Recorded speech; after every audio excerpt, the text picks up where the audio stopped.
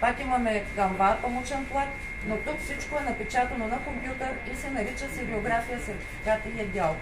Ако на мен ми отнема около една седмица да изпиша тази икона, тук за един ден правим стотици от тези. И трета категория, най-обикновената, това е фотокопия хартия, налепена на дърво. Нарича се литография, сертификат и е кафяв.